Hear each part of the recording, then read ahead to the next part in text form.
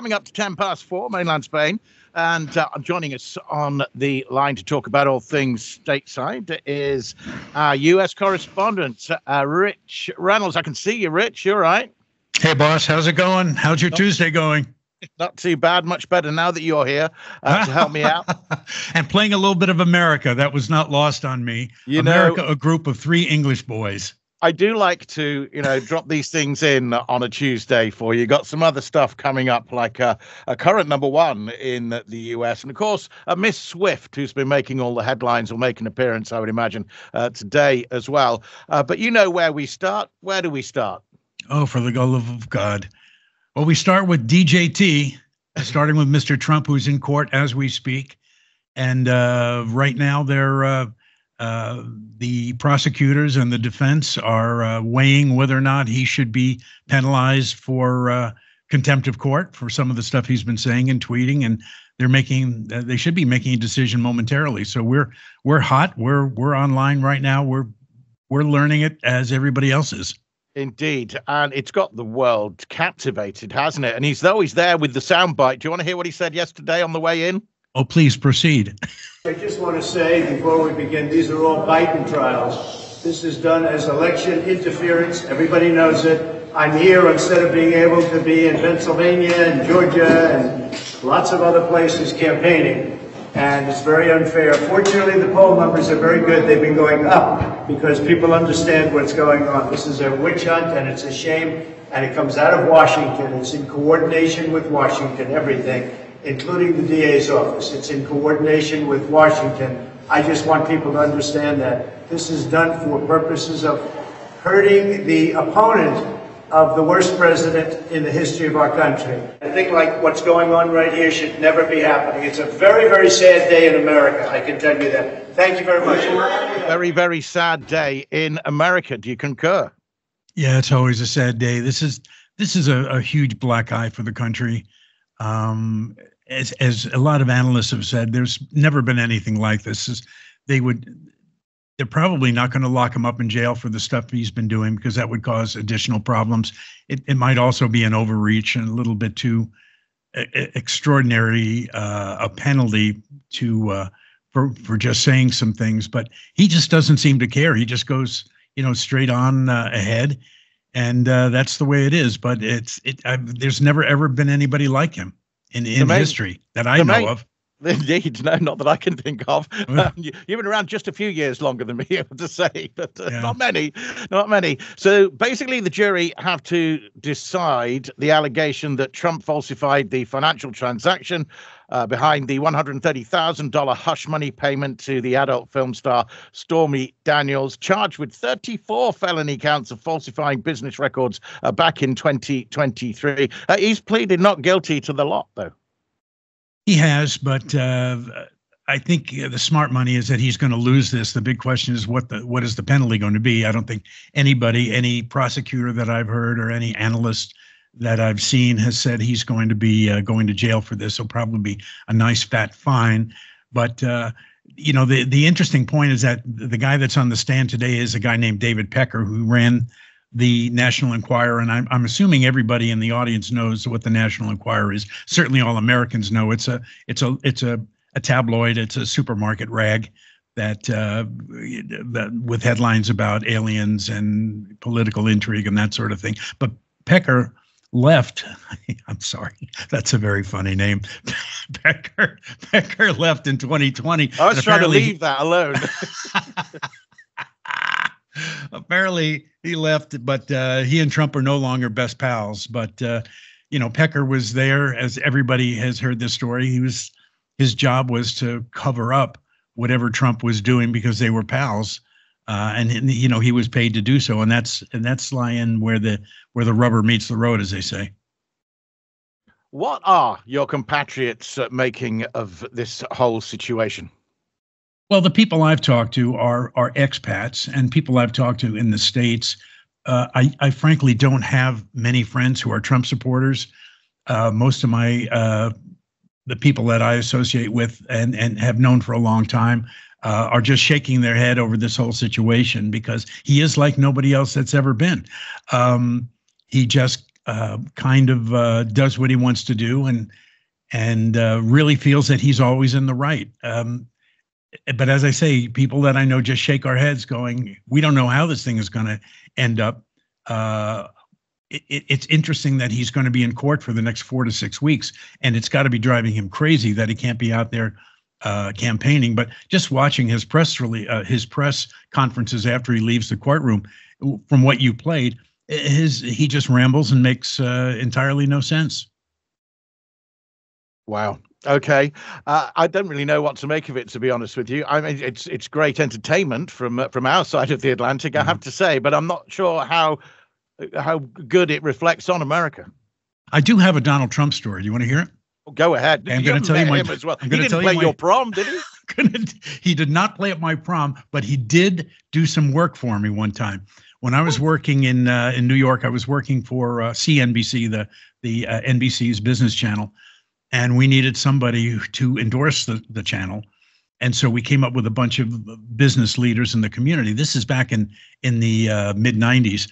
And it turns out my boss knew Donald Trump, knew him in passing. I guess they went to cocktail parties and stuff. These people hung around with each other. You know, I was never invited to these parties. But he says, yeah, I can get you Trump. And at this point, he was a real estate developer.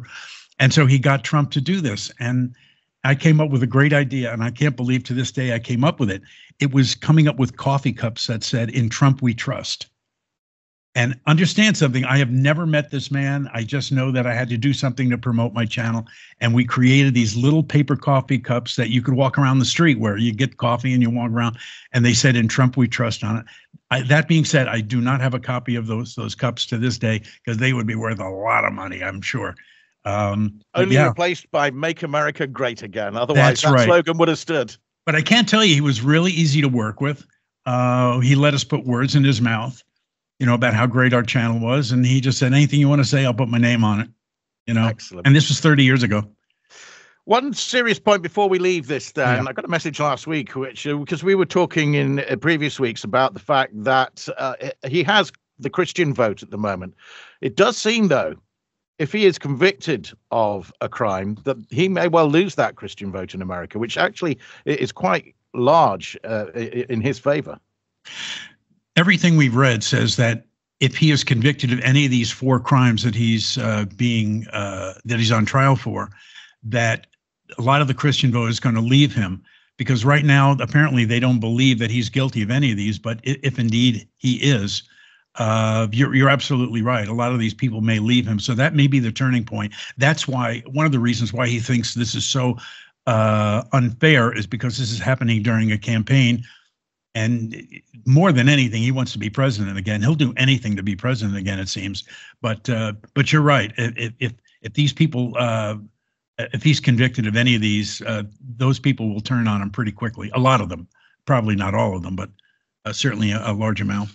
All right, we'll keep abreast of the goings on then at the trial. Meanwhile, TikTok, which is going through the mill here in Europe over its TikTok Lite app, but a bill has passed the House in a bipartisan vote, moving one step closer to a possible ban. What happens next? Well, right now it passed the, as we talk about every week, the American system of government is branches, has a legislative branch, and it's what I was going to say is it's got to pass through the House first, then it's got to go to the Senate, or vice versa, whoever came up with the bill, and then it goes to the president, and if the president signs it, it becomes law. But what happens is it passed the Republican-controlled House of Representatives 360 to 58. That's pretty much very, very nonpartisan. Then it goes to the Senate, which has the Senate leaders have said they're going to vote for it. And then Biden says he's going to vote for it. And if that passes, TikTok will have 1 year to sell to an American company, or else they'll be banned and go out of business. That being said, you got to believe it's so successful that it would be pretty hard not to find somebody who would buy TikTok, whether it's it could be Nike, it could be Google, it could be Amazon. Be somebody's going to buy. I mean, it's a pretty hot property. If you're going to buy somebody and you got a couple of $1 billion floating around in your pocket, I mean, buy TikTok. I mean, it sounds like a good investment, but anything but a Chinese company. The country and the legislators in the U.S. seem to be pretty well unified that TikTok and their Chinese company have got to go. So that's going to go ahead, definitely. Okay. Definitely. Of course, we've been talking quite a lot, Rich, over the last couple of weeks about aid for Ukraine. Not just Ukraine, of course, because there's other money in that huge package, $95 billion, which also will go to the likes of Israel, Taiwan, and also Haiti, Sudan, and Gaza. Yeah, this was a good thing. You and I have been talking about this for weeks. And as most people know, it was held up in the House of Representatives because of TikTok and a few other things, and lack of information about the border. And there still is no resolution on the border in this thing, and that's why a lot of far right-wing Republicans like Marjorie Taylor Greene are very upset about it, because it doesn't include that. But think about it. A bill can only have so many things in it. You can only pack this thing so much. Yeah, I forgot actually TikTok was part of this thing as well. It was. So yeah, it was. And the minute they stuck TikTok in there, all of a sudden Republicans went, yeah, that sounds pretty good to me. Okay, now I'm going to vote for it. Never mind those people getting blown up in Ukraine, those people getting blown up in Israel. We got TikTok, and that's what really matters to me. So, but yeah, they managed to fold that in there. They got the votes. Now it goes to the Senate. Senate will absolutely vote for it because they've said that they would, and then Biden will sign it, and away we go. And then they get the money from everything we've read and heard. As soon as Biden signs it, like the next day, they're going to start moving that stuff out. That, like, those munitions have been sitting in a warehouse somewhere, ready to go. Yeah, they are. Not just in the United States, but in Europe as well. Quite a lot of that money will actually be invested back into the US, won't it? I'm just talking specifically about the Ukraine money here, 61 billion. I think somewhere around 40 of that will go back into American companies or go into replacing American stocks, which are sent on to Ukraine. Yeah, that's one good thing that will make people feel good about that. Another thing to remember, that these munitions are all American made, and one thing the United States knows how to do, we know how to make bombs. We know how to make guns and bullets and that sort of thing. And so, it's going to be good for the American defense industry. And as you say, it's going to be folded back into the country. But one nice thing that I heard about and read about today, and I know you did too, was about the UK also stepping up, and the Prime Minister announcing the largest ever military aid package for Ukraine. Good for them. Yeah, quite a lot of money going Ukraine's way at last. Really, for months now, they've been needing this additional top up. And as we've seen, the impact of that on the battlefield and on the attacks that have been made on infrastructure and civilians in the country. So let's move on to the lineup that we had today. And this seems to be growing. The pro-Palestinian protests sweeping across U.S. college campuses following mass arrests at Columbia. I'm really surprised that this isn't more of an international story, and that this isn't happening in the UK or in France or even here in Spain. But certainly a lot of people have heard about all the protests that are going on. It seems to mainly be right now concentrated in the northeast portion of the country, in Boston, in New York, somewhat in California, but it's probably all going to grow. And the real problem right now is the people supporting the Palestinians are very much in favor of a ceasefire and of the U.S. dropping any support of anything to do with Israel, which is going to be very problematic for the country, considering they're one of our strongest allies. But the main issue, I think, that a lot of people are seeing is that it's leading to a lot of anti-Semitism against just plain old people who are students or are walking through campus. And New York, Columbia University is based in Manhattan, and it's right in the center of things, so to speak. And in an area that's heavily Jewish, and it's a bit problematic for anybody. And that sort of violence is not, it's intolerable. It can't happen, but it's happening. anti-Semitism is never okay. And we're seeing this in other parts of the world as well. It's a very difficult situation for the authorities to stay on top of. Well, that's right. And what's happened in the States, too, is that the daughter of Ilhan Omar, who is a representative from Minnesota, her daughter goes to Colombia and she got arrested. And so there's everything is just, kind of reminds me of the way things were during Vietnam. For those of us out there who can remember, we're Americans and lived through the Vietnam War.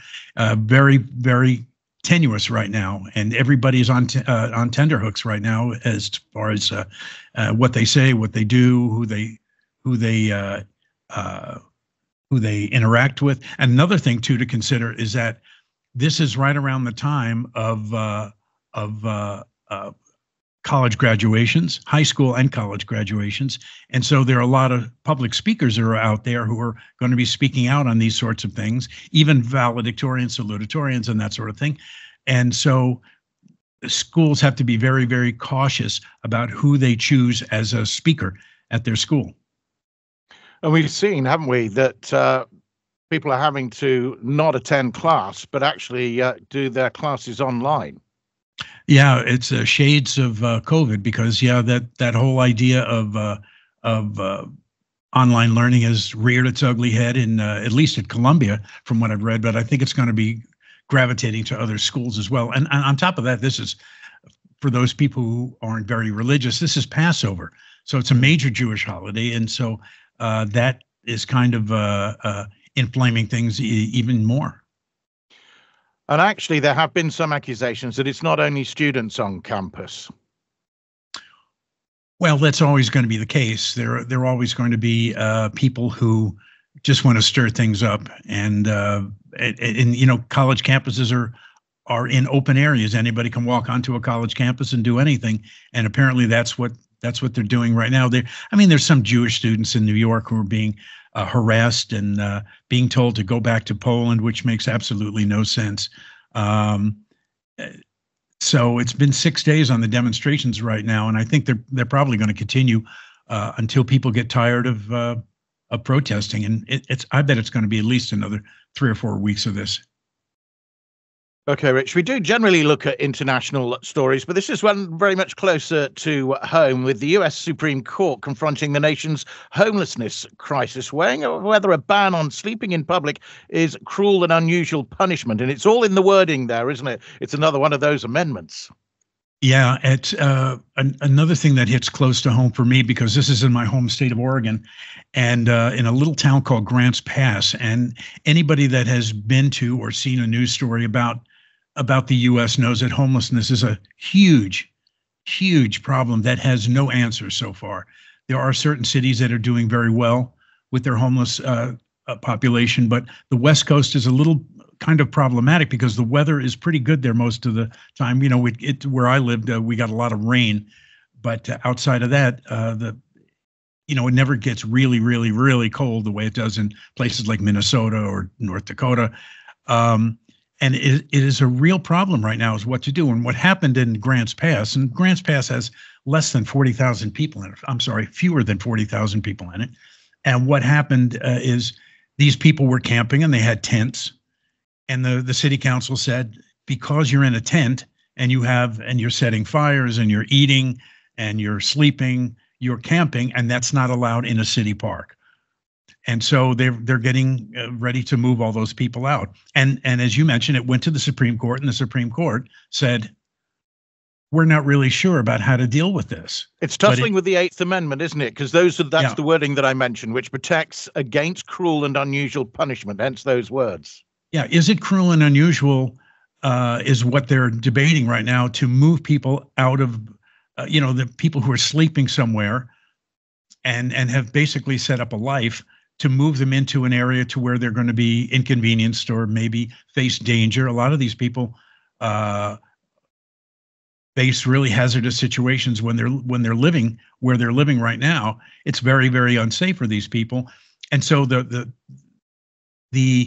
more liberal members of the court, the 3 liberal members, said, this is cruel, take these people and to toss them out. Whereas the other 6 said, who are more conservative, they said we are going to leave this up to the states. And the states need to determine what they're going to do with that. And, coming from a city like Portland, as I did, Portland has a huge problem. I mean, you can't go anywhere in that city without people sleeping on sidewalks, people sleeping in the streets, and what are called ghost vans, like RVs. Mm-hmm. And these RVs. These are the figures. An estimated 256,000 people living without shelter on a given night across the U.S. last year. That's according to a December report from the Department of Housing and Urban Development. Homelessness up 12% from 2022 to 2023, roughly 70,650 more people, the report found, reaching the highest number of unsheltered people since tracking began back in 2007. It's only seemed to have got worse since the pandemic then. And the question that everybody puts out, how can we be one of the greatest countries in the world and the most prosperous countries in the world and have people sleeping on the street? And it's a valid question. Nobody has the answers. I wish I had an answer. I don't. But it's something that a lot of cities are dealing with right now. Some have built public housing and given people jobs, but as we know by reading interviews with people and by listening to people talk, a lot of people don't want jobs. They don't want to live in public housing. There are a lot of people that I've seen interviewed who say, I don't want to live within four walls. I like basically picnicking every day. I would suggest that perhaps the majority of those numbers that we were talking about are not there through choice and perhaps not in that category. There are some things going on that will help some of this. Joe Biden marking Earth Day with a $7 billion solar for all investment. This is a week of climate action in the states. Funds targeted at disadvantaged areas to create 200,000 jobs. Of course, this was after last week's oil and gas lease restrictions in Alaska, so they had to have some kind of answer, right? Yeah, there have been a lot of people, mostly young people, who have been very, very disappointed in the Biden administration because of this deal they did up in Alaska, which was freeing up oil and gas property for drilling. And when clearly he's been against that most of his life and most of his career. But, at his core, I believe Joe Biden wants to be another FDR. He wants to be another Franklin Delano Roosevelt, who created the Civilian Conservation Corps. And those of you who follow American history know he was the president not only during World War II, but also during the Depression, and is largely given the credit for pulling the country out of depression. Other people would argue with that, but I think that's popular knowledge. But I think Biden wants to do that. He wants to place his footprint on this, and this Earth Day thing is a great way to do it. Setting up more and more solar farms on people's buildings, in this case, as you said. And 900,000 households will have solar for the first time. That means that millions of families will be saving over $400 a year. That could have a little bit of a kick for the economy. It's small, I suppose, in American numbers, but it's certainly an idea to start getting there. But if I went to you and said, I'm going to save you $400 a month, which is $5,000 a year, that's real money. That's more than a sandwich. Okay. So I think that's a great way to do it. When you come down to it, every country has a lot of space. I wouldn't say every country, most countries, the U.S. especially, has a lot of space. And why not put solar panels down there? I mean, through the South, through the Southwest and the Southeast, even in the Great Plains. I mean, we get a lot of sunshine, and solar panels are clearly the way to go. And he said this was going to create, what did he say, 200,000 jobs? That's a lot of jobs. Taylor Swift and Post Malone, Fortnite, and the big news is that Taylor's Tortured Poets department has broken modern-era single-week vinyl sales records in the US. Breaking records across the planet again, she is rich. 11 studio albums, and she is not slowing down. I think back to the days of double albums, but 31 cuts on that album. That's pretty remarkable. She could have broken that down in almost 3 other albums and done equally well. But I have a question. Is anybody suffering from Taylor fatigue? Is anybody at that point right now where it's I mean, she's everywhere, and God bless her. I mean, she's really done well for herself, and her music is just great. But I wonder if it's a little bit too much for any people. 1.5 million copies across all configurations, digital download, CD, vinyl, and cassette would say perhaps not. Perhaps not. She also, I read that on Spotify alone, she was making $1.5 million a day. Yay. Nice work if you can get it, Rich. Where did we go wrong? That's what we make. No, you did make me laugh.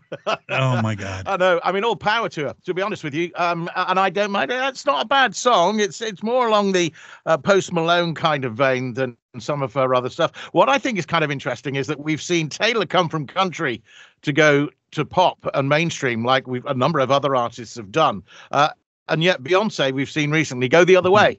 Mm-hmm. Doesn't really often happen, that. Yeah, there's a lot of crossover and stuff. But one of the things I noticed this morning is that everybody was talking about Beyonce, and then Taylor, and then Beyonce's kind of been pushed, not completely to the side, but just a little bit. Okay, tell us about this. Tickled your fancy, didn't? Right-wing media mocking Marjorie Taylor Greene after that Ukraine aid bill passed. I thought the New York Post front page had it pretty good. I'll let you do it. Yeah, the New York Post, which is a Murdoch publication, as everybody knows, is very, very right-wing, but they really do not like Marjorie Taylor Greene. Their headline was "Niet Moscow Marjorie," and it actually went out like that, and it had a little Russian hat on her, and a lot of it was how in voting against the bill for Ukraine, she's voting in favor of, and consistently is voting in favor of, Russia. And so trying to paint her as a Moscow or as a Russian conspirator is, whether it's working or not, I have no idea. But she's also the one said that a lot of the fires in the U.S. were being caused by Jewish space lasers. And I don't know. Yeah, the scoring Congress is now Jewish space lasers, lady nil. Common sense won, the paper said. And of course, she's a pro-Trump congresswoman, isn't she? Yeah, and she's made it very clear that she wants to be his running mate. And I'm no prophet, but I don't think that's going to happen. I think she's a little bit polarizing. But another thing to keep in mind is that because Congress runs every 2 years, which is, it seems like just after you get elected or reelected, you're running again. She's up for reelection in Georgia. So I don't know, and I should be following this, who's going to be running against her, but she's got to be facing a really tough time down in Georgia. And that is something that I think we should be keeping our eyes on when Election Day comes around. But she's a little bit polarizing, to be sure. Yeah, she certainly said she hopes to be his running mate. Now, I'm going to play you a little bit of Joe Biden. We played at the top a little bit of President Trump. So let's go for some President Biden here. I wanted to go to the war memorial that has the names of all the Scrantonians who died in World War II etched into a granite wall, because I wanted to see where my Uncle Bosie Ambrose J. Finnegan, where his name was etched. He flew those single-engine planes as reconnaissance over war zones. And he got shot down in New Guinea, and they never found the body because there were a lot of cannibals for real in that part of New Guinea. What? I mean, this has really gained some headlines. Papua New Guinea's leader dismissing Biden's suggestion that his uncle may have fallen prey to cannibals in the Pacific during World War II. I mean, this is another of those American stories you can't make up. Well, you can't. And his own spokesperson said no. His uncle was not eaten by cannibals. They weren't backed up by official records, apparently, his words. His uncle and Amelia Earhart, apparently, at the same time. Well, no wonder she's never been found then, isn't it, if that was the case? Yeah. Absolutely.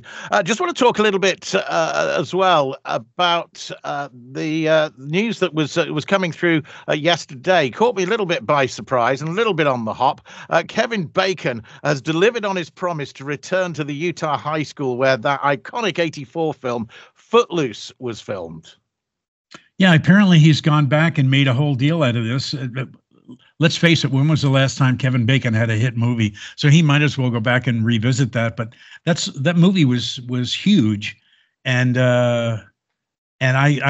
he's getting a lot of ink out of that, and they're getting a little bit of attention, going back and dancing and that sort of thing. And I got to tell you, he looks great for, considering it was 40 years. He looked really young in the film. If you go, you look at him now and look back, and I'm thinking, wow, okay, I think we've all aged a little bit down the years, haven't we? Since I look the same as I did 40 years ago. I do, but I think he had to have been like 21 or 22 when he made that movie.